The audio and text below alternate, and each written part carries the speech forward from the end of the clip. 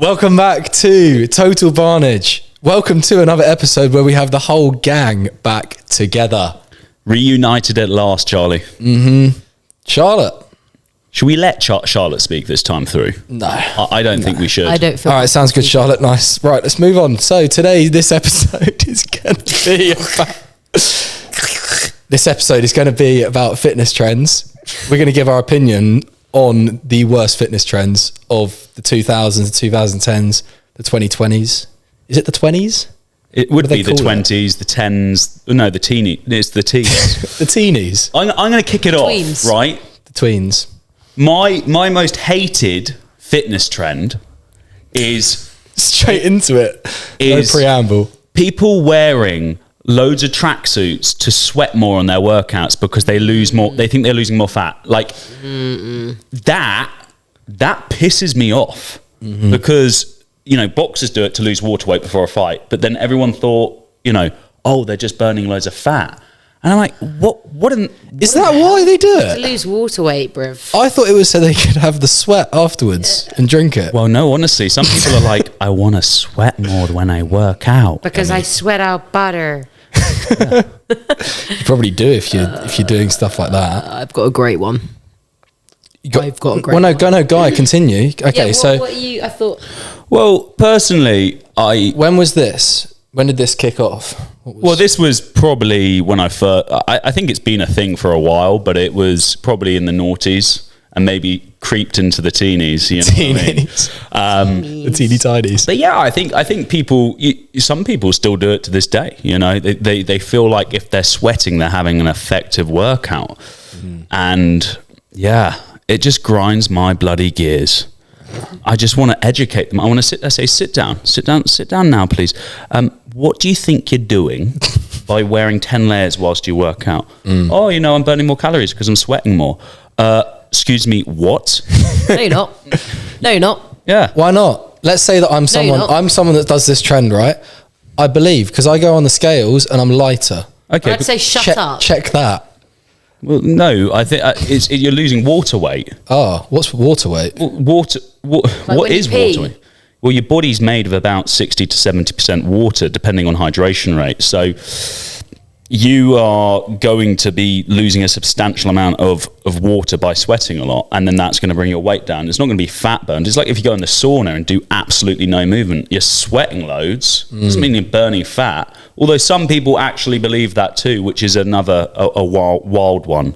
That would be really funny if you could burn fat. If the stuff that was coming off you was not sweat, but it was fat. Yeah. Emulsified fat in the sauna.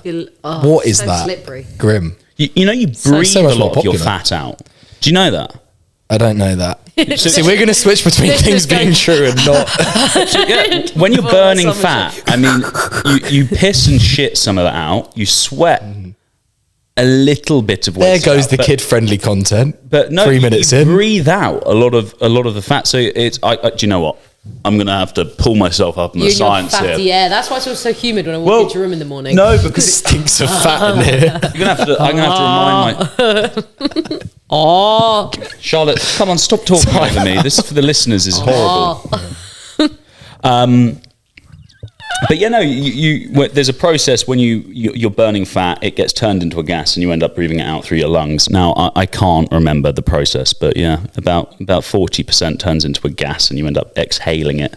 So when you're losing fat, stinky fat breath. fat breath. Here's a classic though. The example of like chucking layers on. It's one of those. It's like the top of the elite are doing it for such a specific thing, and it looks good. Like it looks like you're working hard. Like if you're not sweating or you're not, absolutely passed out on the floor, are you actually working that hard? Is it making any improvements? And then they go, oh yeah, let the whole world do it. The only thing I could potentially play devil's advocate and argue mildly against is obviously you're naturally going to get hotter, so your heart is going to beat faster, which in theory would help increase your fat loss. Well, how about when I go for a run in -8 the other day? I didn't sweat, but I still worked as hard. I sparkled. Yeah, I don't sweat. I'm not I burning sparkle. 70% less calories running in the minus degrees. burning the same amount. It's just body temperature. It's just temperature regulation. I don't agree with it anyway, but that was just my slight, okay, maybe, Shut down. No devil's advocate here on this pod. I guess we're just going to chuck it out into the ether, not have any opposing arguments. Say, shut up. People are screaming at their headphones and their car stereo, just like, no, it's not. Okay, I've got another one. Yeah, good start, by the way. Super sport specific training where you're almost doing the sport itself, right? So already with you on this one. For instance, footballers standing on a balance board and then kicking a football for sport strength and conditioning. And I'm like, why aren't you just doing the sport itself? It becomes so similar to the sport that you're actually better off just doing the skill itself rather than working on strength patterns and power movements in order to kind of have that transfer crossover into the sport. So you kind of see these strength and conditioning coaches online doing all these really weird exercises with a million resistance bands and then chucking a football at them and trying to get them to kick it. I mean, the football strength and conditioning, as being one of the highest paid sports in the world, is kind of shit. It's surprisingly crap. Mate, I remember when Cole Palmer's S&C coach, there were some videos of Cole Palmer doing stuff. I mean, it was, to be fair, actually, that's probably the opposite. Cole Palmer was just doing the most basic thing ever. And all of the comments were like, why is he just doing shoulder press? Why is he just doing this? And that is the exact reason, that you don't need to do all of the fancy shit. Yeah, that grinds my gears. I can kind of see it where, let's say in sports like a bobsleigh or skiing or these sports where it's seasonal or it's very difficult, like for instance skydivers going and doing something, because how often can you skydive? So there's some sports where it is necessary. Yeah, you can't really similar to the skill, but for stuff like rugby, football, cricket, athletics, you're working on building strength and power, and there's better ways to do that rather than doing some weird functional movement pattern that's so specific to the sport. You're better off doing the sport itself. And the videos that you see of the top sportsman, Karsten Warholm, doing, I don't know if you've seen, with a trap bar, he loads it up with about 400 kilos and just chucking it into the ground, maximal effort. The hammer thrower, Polish woman, not going to even try and pronounce her name, doing what looks like kind of like a hang clean, but like a hang pull. Yeah. But bouncing it off her hips. Yeah. That is their specific training. You don't see the general prep phase being just doing squats, doing quarter squats, half squats, doing deadlifts, that sort of stuff. Those are the only ones that are going to get the views. And so you have a disproportionate amount online of people doing extra specific things, which may sometimes, like you say, sometimes just do the fucking sport. But in the weight room, this might be proper comp prep. Yeah.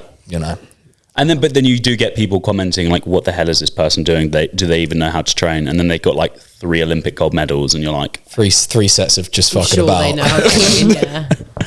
Charlotte, come on, hit us with one. Oh, well, this one's been one of my biggest bugbears for let's say 3 years now, as Pilates has become trendier and trendier.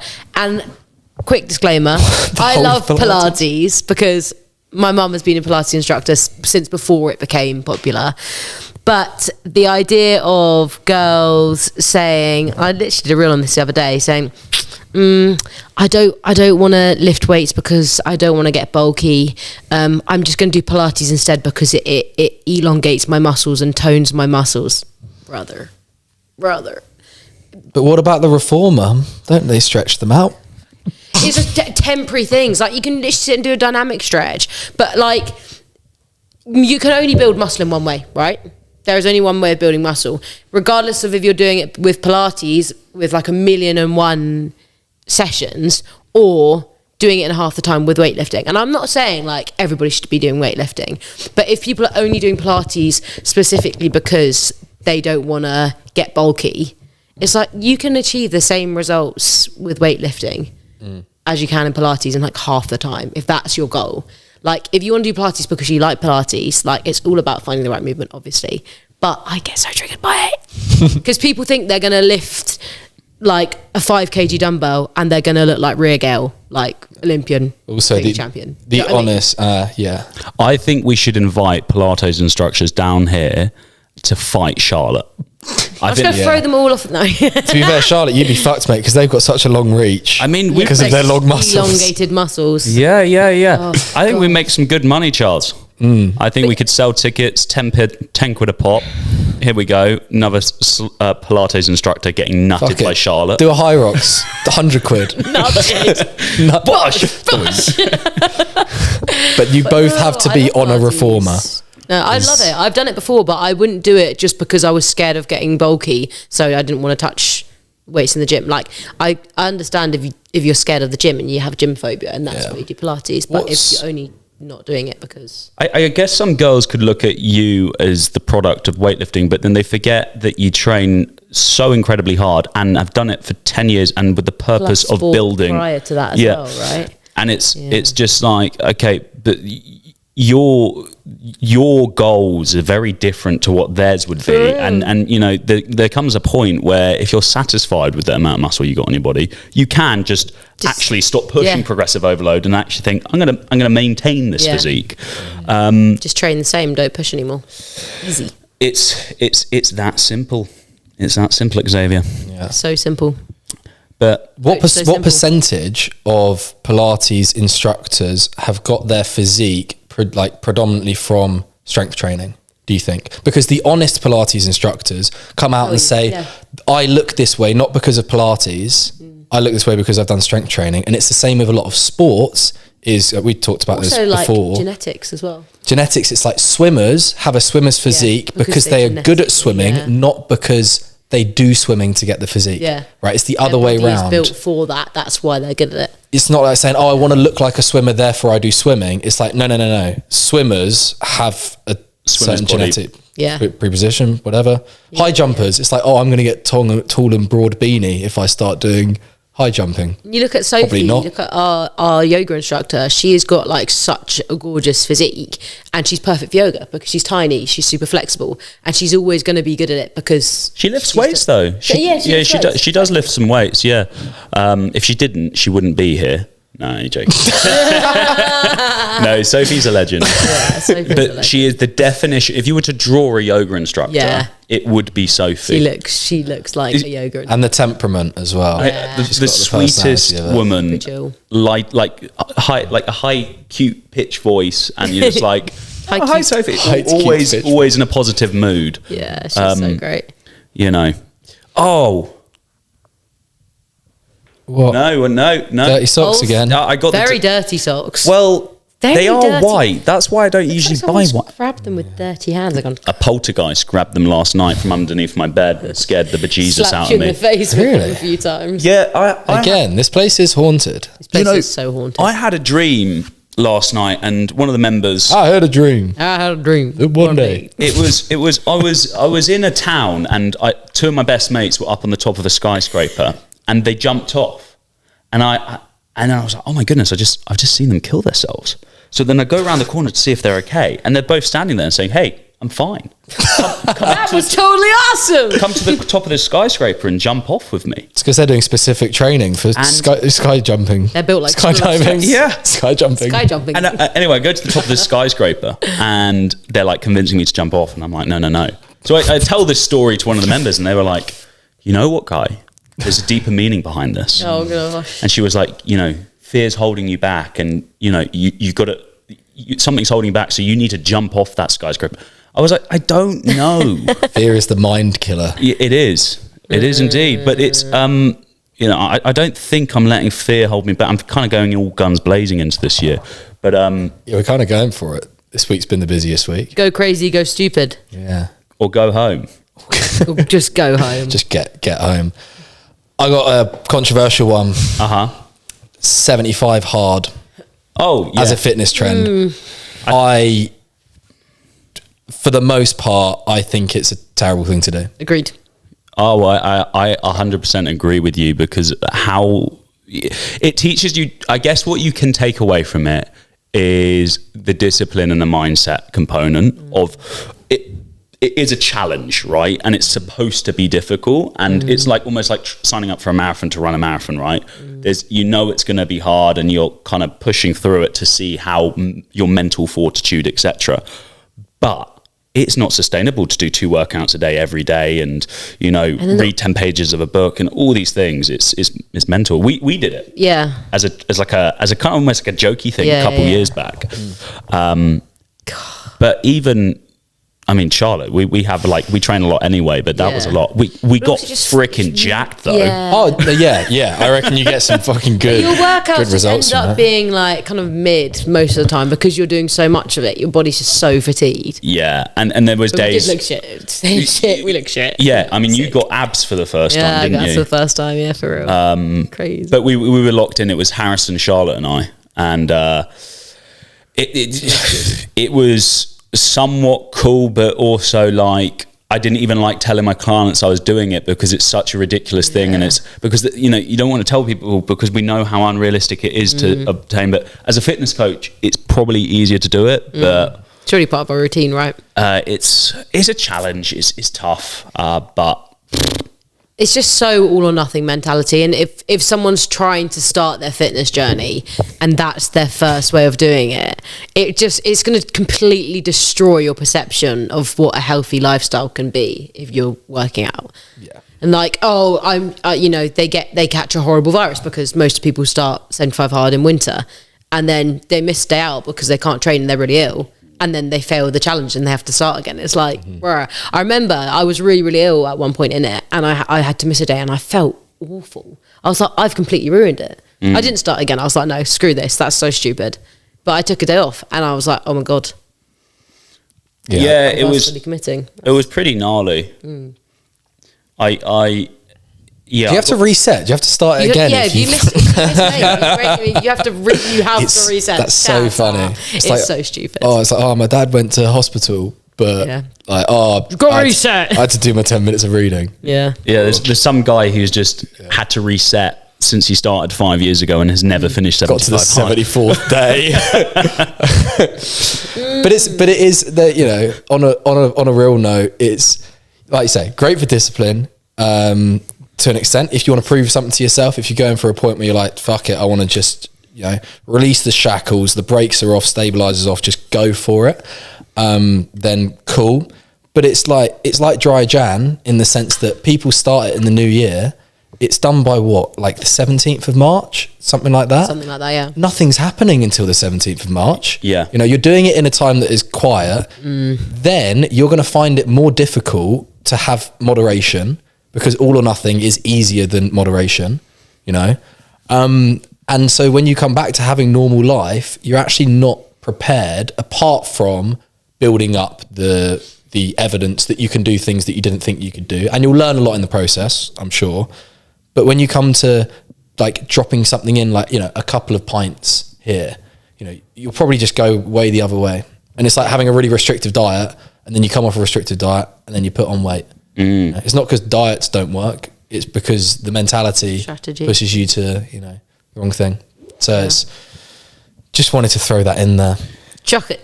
Quad looks massive. There's 75 soft as well, isn't there? Yeah, but that just... What's 75 soft? I think it's one workout a day, and you can have a day off when you want. It's soft though. That just makes it sound like you're being a bit wimpy, doesn't it? It's still difficult and challenging. Be 75 days. I'm not in day challenge. Yeah, and then you got the 75 extra soft, where you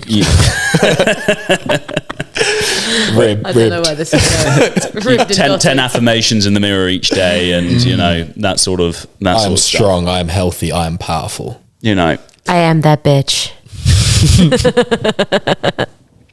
Okay, next one. Guy. Oh, okay, right. Not proud of it, but fell into the carnivore group in 2020. Oh yeah. I'm glad it's something you've partaken in. When you did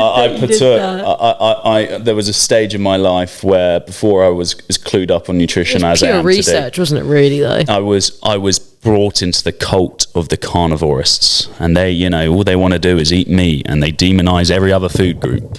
And they can be bloody convincing doing it, but they don't really have, they kind of cherry pick studies to make you believe that everything else is bad and everything else is evil. Because really, if you take any food and you increase the quantity of that type and give it to a rat or a human, there's going to be negative effects on a human, right, or an animal. So you kind of listening to these guys, and all it is fear-mongering marketing. And I've been over this in some of the other kind of podcasts, but you kind of get into that cult. And I went carnivore for about 4-5 months, and I was in the clan. I was in the clan. God, that's so long. What the hell? So I only ate. So you end up. What was the protocol? What did you to be part of the clan? Because obviously it's a group identity thing. So I was part of a Facebook group, and it's almost like a conspiracy theorist group. And I started indoctrinated. I was probably smoking a bit too much weed at the time as well. 20-year-old me, and I was buying into these conspiracy theories that Big Pharma is paying off the food companies and twisting and manipulating all the data. And fucking big veg. I've been saying it all these times. Big veg. And I really bought into it. And I came out the other side, and I was like, hang on, my sweat smells of meat all the time. So beefy. I don't really poo anymore. Right, like, because there's no fiber. There's you get quite ill the first couple of weeks, so you get like keto flu. You get keto flu the first couple of weeks, and then I think the human body is amazing, and what I found is most people can survive off really weird diets, and they might not be getting all the micronutrients in, but it's a cultist group that anyone has anything kind of against what they claim, they put in a box and demonize them and say, they're paid off by Big Pharma, they want you to get sick. It's super restrictive, like going and eating out. Like all of a sudden I go to my cousin's birthday party and everyone's having a slice of cake. Oh no, I can't. You're going to a restaurant. Hey, can I have none of this? You're eating raw meat. Yeah, can you bring me out the meat? And it's the most bizarre thing. I found, but then it's a weird one, because you go from eating. At the time, I was already quite healthy. I'd been through lockdown. I was training really hard anyway, so I didn't feel any difference on carnivore to having a relatively healthy diet anyway. What I did notice is the energy difference from keto. That's it. Where'd you get your energy from? So you got ketones. So like your body can convert protein and fats into ketones, and there's a process called glycolysis where you can turn protein into glycogen for your muscles. So your body can deal with it and without having carbohydrates, but you basically, when you're in ketosis, you have a base level of energy throughout the day. So I always explained it like you're always at about 80% energy. You never get any higher or you never get any lower. It's kind of consistent. Whereas when you're on carbohydrates, you do get lulls and you go down to like 30 or 20%. But then you also get those highs where you can go up to like 100%.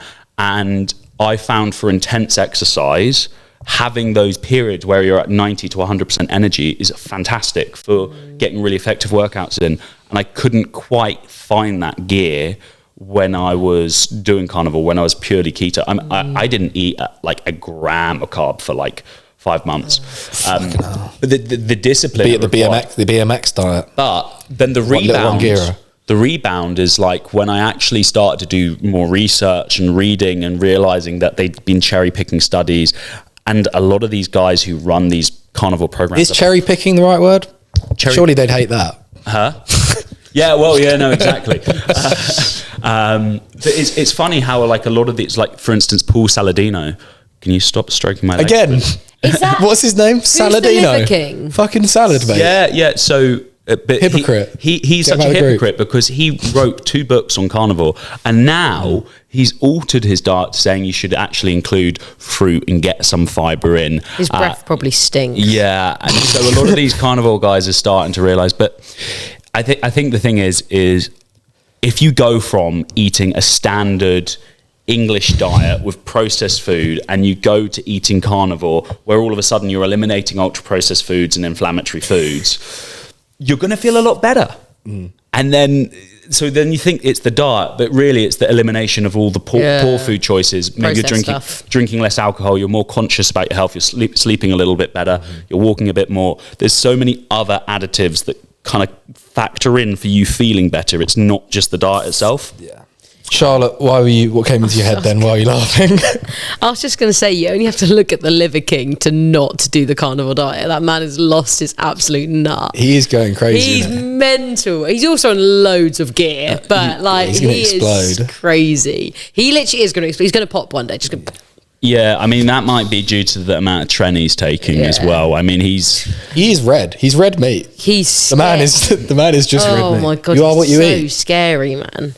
But, perfect example of why it was, carnivore has done so well, because it's so different, so unique. You saw the rise of the Liver King. I mean, through COVID, he went from 0 to like 5 million followers because it was so unique, and he was eating raw liver and he was eating testicles, and everyone was like, what the fuck is going on here? Who's this guy? And but when I eat testicles, I don't get 5 million followers. That's because that's not in a... I get banned. That's not a dining situation, Charlie. So yeah, and there's this association between, if he eats like that and he looks like that, if I do that, I'm going to look like him too. Yeah. And I was like, no, he's full of steroids, and he was lying about it all the time. Stuff going he's got awful blood pressure as well. Oh yeah, definitely mega high. So yeah, I mean that's one. I mean that's not really a fitness. That's more like a nutrition trend, I guess. That's all right. I think. But I was welcomed into that community and came out the other side realizing that everyone here is actually a bit weird, and they don't believe the moon landing happened. They probably think the Earth's flat as well. There's a lot of flat earthers in that community. There's a lot of flat earthers. Oh. So did anyone try and infiltrate into that Facebook group and then get kicked out? Someone going in there, little anti-propaganda, bang. Yeah, no. Veg. I think anyone who demonizes and demonizes a food group or a specific ingredient and says it's like the worst thing ever is there's something going on there. Red flag. It's a red flag, indeed. Yeah, it's a red flag right there, bruv. Charlotte, hey, have you got another one? I can't think of one. I've got one. Because I was going to piggyback off that, but Charlotte, if you've got one. I actually don't. I would like to piggyback. Okay, cool. Full stop. Do I have permission to go forth? Go forth. Thank you. Ball sucker. My one is off the back of you talking about just focusing on meat, you then cut out other stuff. So it's not the main reason you're doing it, but it is just the second order effect. And this is actually, I watched James Smith's video earlier on this week, and he obviously did the creatine gummy scandal. If people don't know about that, he basically went and did loads of lab tests from the original labs of a load of companies selling creatine gummies. Turned out on average, I think it was the gummies had about 0.2% of what they said of creatine in them. So instead of 5 grams, it's like, we fell for it. And you guys, yeah. I mean, loads. You can't blame again, it's everywhere, isn't it? Look, I've never fallen for that trend. I'd like to just put my hands up. Yeah, no, I just called you out for it. He just said that we did. Oh, okay. No, she didn't. I've always been unflavoured. I lost 2 kilos. Oh wow! And I was like, how have I lost 2 kilos? And that's because of the the added water retention from creatine. And I was like, that's weird. And then I started really chewing on those creatine gummies and thinking, they're just sweets. They're just sweets, aren't they? They're just gummies. They did taste nice, though. Yeah. They did taste nice. They did taste freaking good. Very expensive sweeties. Very expensive. He's now moved on to electrolytes. Yeah. He did a video about electrolytes. And my statement/question is, do people only really get hydrated from having electrolytes because it forces them to drink more water in the day? And is it the electrolytes, or is it just the increased water intake? I think there's also a power of placebo there. Yeah, for sure. I think if you really believe a product's going to work, and you're seeing a lot of, you're seeing scientists saying how, important it is, which are all involved with the marketing, and you're taking the supplement, and you think, oh my God, I feel so much better now. But yeah, it could be the increased water intake each day. But we've been through this. It's like you only really need to be taking them if you're doing like sweating an awful lot and letting a lot of salts out of your body and electrolytes. Other than that, unless you're like chronically dehydrated all the time and have like 1 glass of water and 3 coffees a day, like, yeah, you'll probably notice a difference. But once again, breath smells. Also, I was going to say, with a lot of electrolytes as well, and what I've noticed is that actually people probably feel more energy from them because a lot of electrolytes have like carbs in them. Sugar. There's carbs.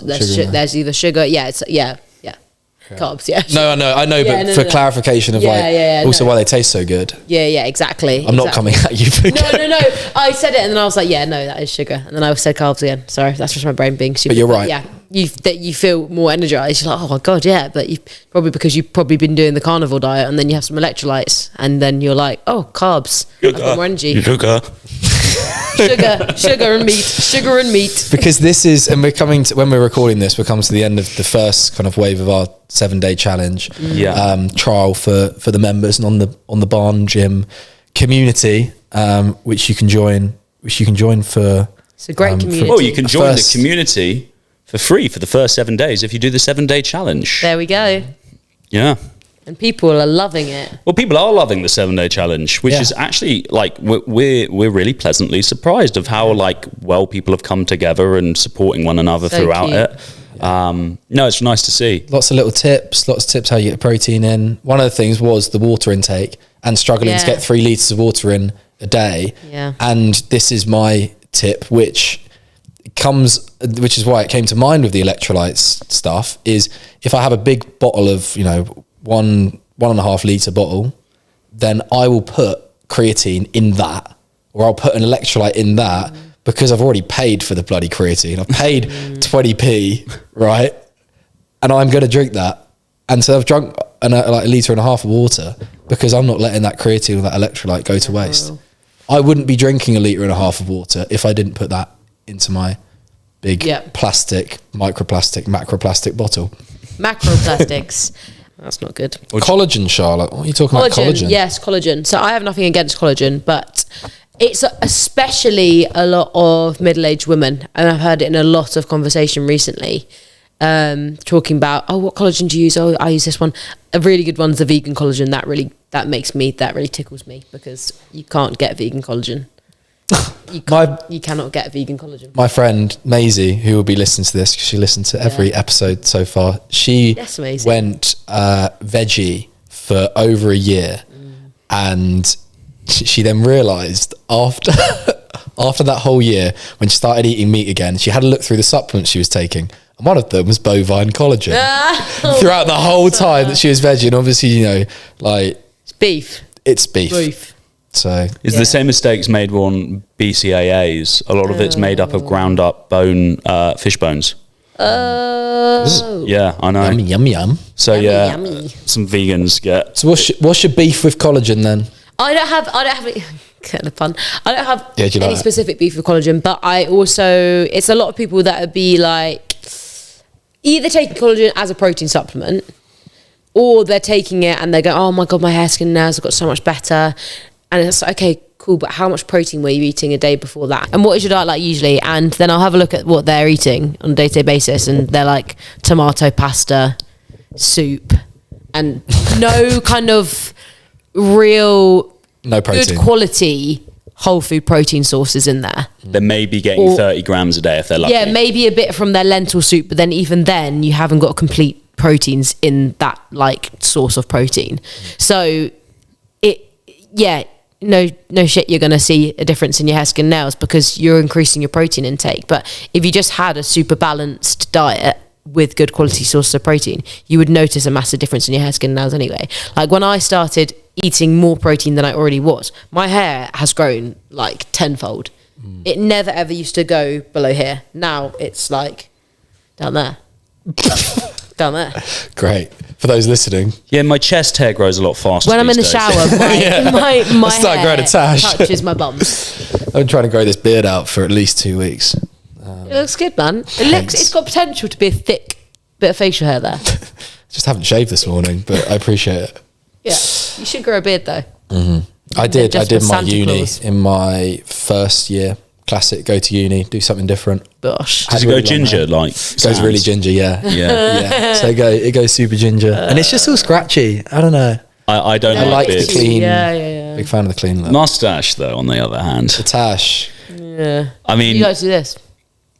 well, you're twirling. one, it's like just a tick now, twizzling my mustache, but I did trim it yesterday, so it's That's shorter. quite neat. But anyone who has a mustache, anyone who has a mustache, like, Mustache. I'm going to say it one more time. But it's a hard thing to get rid of because you get so used to your face with it there. And I'm like, it will be 3 years in May I've had a mustache for. You look weird with that one now, I think. You look like a child. Exactly. Would you ever get rid? Do you reckon? Because you'll You look should grow one, Xavier, just for funnies. Look like a pedo. It's become such a feature of my face. I really don't know Better than a Nazi. if I will. Yeah, and yeah, it is. I think once you go there, and it's the same with facial hair on the whole. Is you have facial hair for a while. It's kind of like what they call it, makeup for men. Yeah, facial hair. Well, it's like when you see those Instagram reels and TikToks of these blokes who have beards and then they shave them all off and they have like this awful two chin. And you're like, no, grow it back straight away. Stanley two chin. I was like, yeah, you needed that, or they don't have a chin. There's just like it goes from bottom lip to neck instantly, and I'm like, yeah, you need a beard, dude. Mm-hmm. So yeah, some people look better with. They're beards. looking like Jabba the Hutt. We can go a little bit left field with the next one, and this is something that Guy realised the reality of this year when you were on the train. Not necessarily a fitness trend, but definitely something to do with aesthetics, is the looks maxing. Oh yeah, in teenage kids. Well, no, I've realised it for quite some time with looks maxing. It's a really weird kind Explain looks maxing. So looks maxing, the idea of looks maxing is to make yourself as good looking as possible. As this community believes, the better looking you are, everything in your life will improve because everything is based off your looks. And to a certain level, there is an instant judgment of someone when you first see them. And if someone is massively overweight and looks unhealthy and you had someone who's fit, instantly you're going to think that person is lazy, no matter what circumstances they might have gone through, right? Mm-hmm. So there is this instant judgment, and that's what they've played on.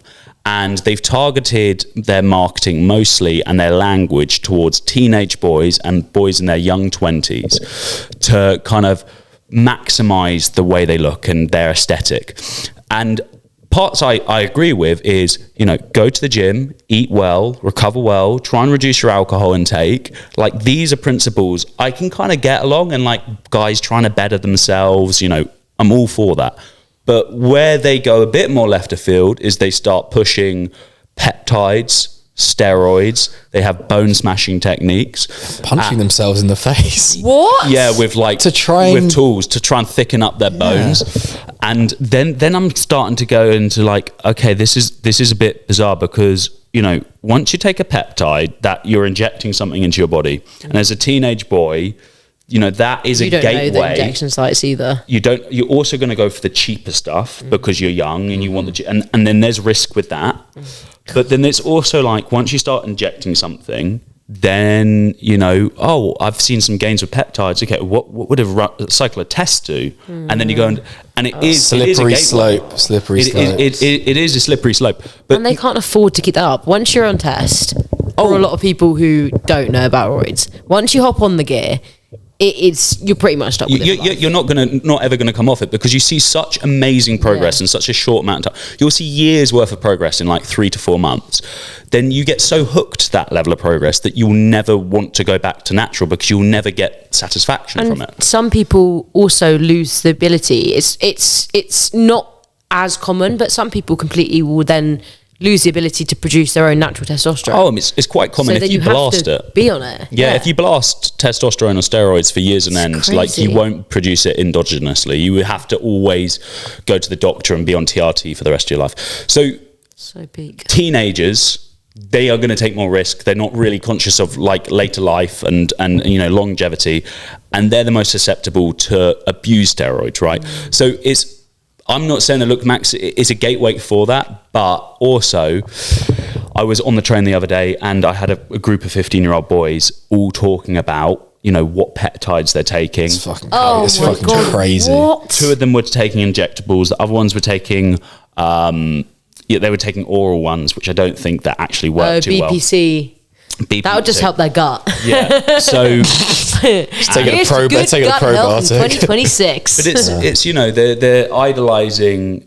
Yeah, that's I believe to be quite insecure men, because they're so focused on their looks, and they validate their happiness of how good looking they are. I mean, in this community, they're rating. Boys are sending photos in to their favorite influencers, and they're giving them ratings on how good looking they are due to their bone structure and their eyes, etc. That is so crazy. But most the transformation photos, right? This is the craziest thing, is them losing body fat, hitting puberty, gaining a bit of muscle mass, their faces becoming more masculine naturally from hitting puberty and going through adolescence, and then losing some body fat, and all of a sudden they look better looking. I'm like, yeah, because they lost some body fat, they gained some muscle, and they've actually turned into a man from a boy. Like, those are the best transformation. In my progress picture, it took 3 years to get from this. Yeah, you just went from the age of 14 to 17. Yeah, exactly. Or like 17 to like 20. Do you know what I mean? There's like facial structural changes.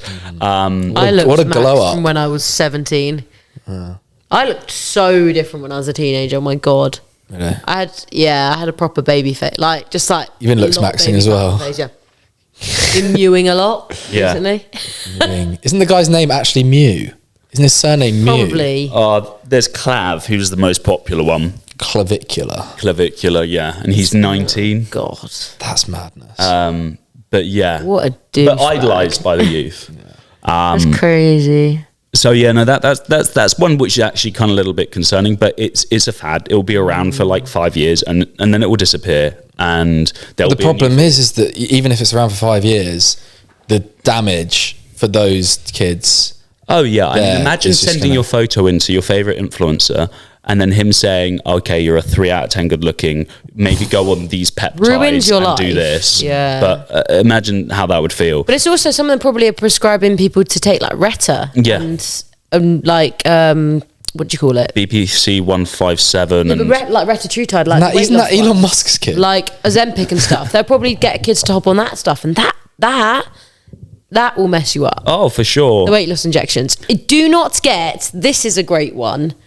Do not go or get weight loss injections unless your doctor has prescribed them to you. If you are buying them from like some like sunbed shops will sell them. I know, it's wild. It's like, don't buy fat loss injections if you have not been. If your doctor cheeky little holiday 2 for 1. Oh my god! Little sunbed tan, little skinny injection. Don't do that, man. Unless you have been given it by a doctor and you've been prescribed it by a medical professional who says, okay, yes, you could probably do with a little bit of weight loss, and you need to do all of these other things as well. Don't be taking fat loss injections. Yeah, I mean, you can say that again. It's there's a lot of people we know have been on them, and sometimes they're an adult, they can make their own decision, and I'm going to back any of my clients if they decide to do that. But at the same time, like, just how to do it. It's quite actually, if you have the discipline, you don't even need the discipline, you need the habits, right? Just start eating less, and over time your hunger will come down, and you will naturally start to lose weight, and complementing that with good sleep, good training well. It's not that difficult. People make it in their heads that it is a lot more difficult than it actually is, but it's not. I literally have nothing against fat loss injections at all if they've been prescribed to you by a doctor. Like, if you're doing the other things that you need to be doing, and also building healthy nutritional habits, because the problem is a lot of people will do it and they don't eat well, they just eat less, and then they become really brittle and fragile. Well, do you know what's the funniest thing? So we have the fat loss injections now, and the what's happening a lot for the people taking the fat loss injections is they're losing a lot of muscle mass. So common sense would be, why don't we create a protocol? So if you're on the fat loss injections, we prescribe them to a certain diet and educate them on why there might be muscle wastage, and you need to have more protein, you need to start training a little bit and improve their health.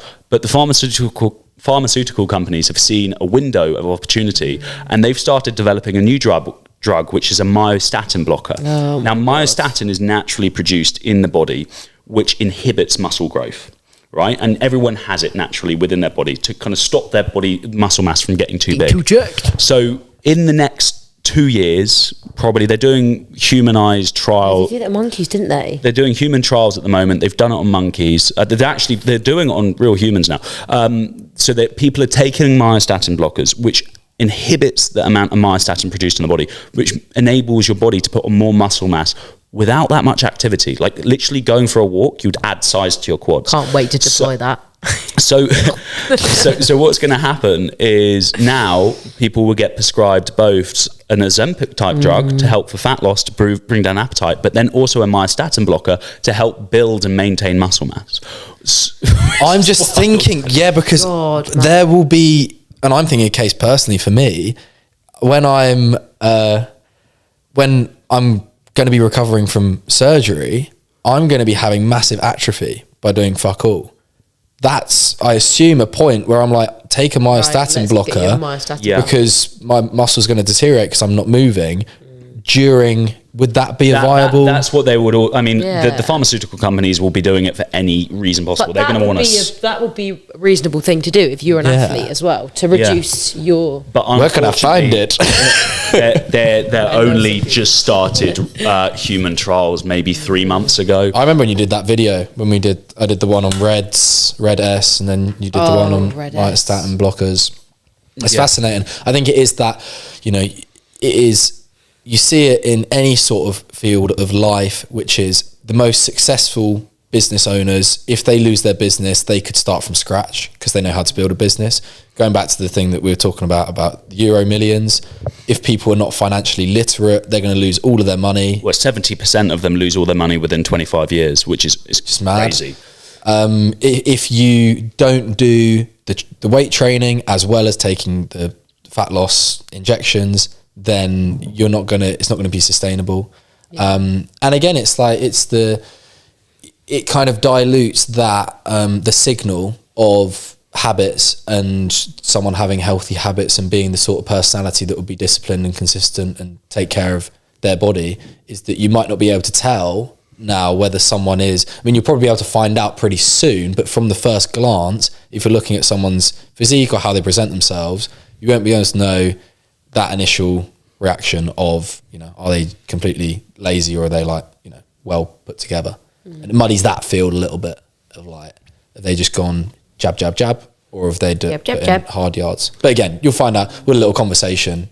You know what's what. But that's why we get everyone to track stuff here, right? And it's yes, there's accountability and we can coach them, but really, and it inspires you seeing progress, but really it is building a blueprint. So if you go through a fat loss phase and you lose a substantial amount of weight, or you gain a substantial amount of muscle, or you improve your performance drastically, if you've tracked everything, you have a blueprint and a recipe for success again and again and again. Yeah. And that's why it's so important to track and understand, okay, what was I actually doing each day to enable me to be that disciplined around my food? Or, what made my workout so successful? Was I eating enough carbohydrates, or were they lower? How much protein was it? All these things, that data is so important. Companies buy data for tens of millions, billions, but that data you have on yourself is so important through that tracking process, which a lot of people kind of just don't resonate with and think, I don't want to track, it's boring, it takes some time to do. I'm like, no, you're creating a blueprint for success for yourself. I've also got the perfect example of that with my client Sarah, who she literally won't mind us mentioning at all, but because she's been with me for a long time now, she's made massive progress. She's lost over 10 kilos, and she also now knows how to do that. So for example, over the holiday period or times where she's been having to do a lot of business meetings and there's a lot of food being served to her, she might gain a bit of weight, or she'll go on holiday, she'll gain a bit of weight, and she'll be like, I don't feel great, but she knows what to do. And so I never kind of feel lost when it comes to coaching her. So I just say, okay, cool, let's get back into routine like you do. And she does every time, and she picks herself back up again, and then she gets back on the in the direction that she was going. And I think it is so important to know how to do that and how to master that routine. And I mean, we can all say it for a lot of our clients, people who've been with us for a while, they now know how to achieve what they want to achieve. Yeah. I had it with Leo the other night. Yeah. I was on a call with him and we've just entered a new fat loss phase. And he was like, his weight loss had kind of like plateaued and then it kind of dropped and it came up again. And he was like, I think we should drop calories down more, Guy. And I said, no. And I pulled up the data from the year before when we had been in a fat loss phase and said, look here, like there was a week where your weight had plateaued for a week and then it dropped down again. And he was like, body responds. Oh yeah, maybe let's keep calories. And I was like, yeah, of course. Like it makes sense. We have the data. Like it's the best data because it's your data. It's not come from anyone else. Yeah. So that's the real benefit when you're coaching people for long periods of time. Yeah. You can always go back and people quickly forget, you know. Yeah. And that's what, when you say like trust the process or Yeah. progress isn't linear, that's exactly what it means. Exactly that. That is like, The journey. That's what Britt will always Fantastic. say as well. It's like, I'm on the journey. Yeah. Here for the journey. Oh, yeah. Britt will be listening as well. Big ups. Let's go in with one final one. We've got one more. Because I believe it is also, this one's up for debate, right? Good. End on a controversial one. Manifesting your results. Discuss. Fudge. Fuck it. Just do it. Just do it. Well, Just do it. I mean, yeah. Don't even try and put the work in. To an extent. Just sit there and look in the mirror and just manifest. But to an extent, right? It's you're talking it into existence. So the more you talk, it's hard because there'll be people who think manifesting is just writing it down and that's that, and they don't do anything to work towards it. No, manifesting is you're writing it down and you're giving yourself that belief that that's what you're going to achieve, and you start to do things from that. That's what you should be doing with manifesting. You start to do things that then, work towards that goal. Because So is manifesting being the person that you want to be already now? Basically, I think or is it that's just part of it. thinking that you are? No, you're. Is it backed by? Is manifesting backed by action? So if you're manifesting, a lot of people will say they're doing manifesting in their journal. They'll say, it's 2026. I am now running my company. I have got this. You don't go, I want to do that. I want to. It's like, I am doing this. I am doing this now. so it's. I guess it's part of the process of becoming the person you want to be. Yeah, but exactly. But are they putting in the work as well to do it, or are they just wishing it? You should be. You shouldn't just be wishing it upon a star. I back that. That's the way that, if that is manifesting, I subscribe to that thing of saying, Like, comment and. at some point I'm going to achieve a certain point of success. What I'm doing now is already part of that Working success, towards it, yeah. which means I find it kind of funny, always like looking forward through this surgery and recovery and getting back running. In my mind, I am already there. It's just moving towards me through the actions I take day to day. You're already in the Olympics, mate. I think already there, already world champ. Already, literally. I think manifesting partner with action is fantastic because it leads to results, which then drives motivation and momentum. Yeah, exactly. But manifestation on its own is going to do absolutely bugger all. It might build some fortification in your mindset that you can be the person you want to be, but it's the action itself that's going to get you the there. action with it, yeah. It could also, build a massive amount of Harness delusion. that action, right? You use it to draw in yourself to do that action. Yeah. It could also make you blind to the things that you're getting wrong Yes. as well. You got to be humble. I'm manifesting that I'm going to be the best fantasy novel writer of all time. Okay. But I'm just going to manifest it for 20 years. Yeah. Before I actually come to writing the book. All right. And then Let's put it this way. I think quartzes are great and crystals are great, but I don't think owning a clear quartz is going to make you a millionaire in 10 years. Wait, hang on a second. We'll get on to crystals all of a sudden? Well, that's part of manifesting, isn't it? A lot of people use crystals. But what do you do with the crystals? Do you put them in orifices and, Yeah, you put them in your bum. Ouchie. So what would you... How would you know? One thing. Ouchie. Depends how smooth. If you were going to manifest Ouchie. one thing for this year, what would you do? Charlotte, what would you manifest? Manifest that I am now living in my own flat comfortably. Cool. Guy. My mother. On my back all the time. And a clean kitchen. And I can do my laundry whenever I want. All right, that's more than one thing. Guy, what are you manifesting? I think I'm going to manifest. Thinking of something funny. No, I'm not. I think I'm going to manifest staying me. Ooh. I don't necessarily want to change, to be honest. Straight up. Because I'm pretty happy and satisfied with myself at the moment. If I can continue to be as productive and as happy as I am, I'm manifesting that for the rest of my life. Yeah. Slay Queen. Slay. But if that doesn't happen, there's going to be serious problems with you two guys. Yeah, fuck, you're going to change. Damn. Bit like that. Workplace environment. Better call HR. He just came. He'll take 5 to 10 working days to walk up those stairs again. Okay. Well, fantastic. Guys, thank you for sitting down again, us all together, gang. Thank you for staying after work, Charlotte. And welcome. Charlie.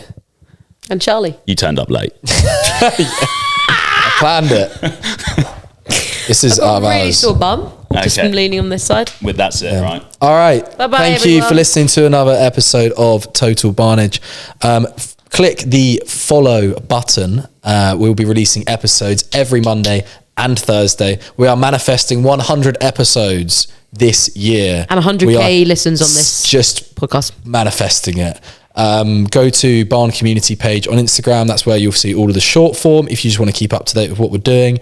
Join the Barn Community for that the free 7-day trial, plus access into all of the conversations, all of the chats, get your tips, tricks, everything in there.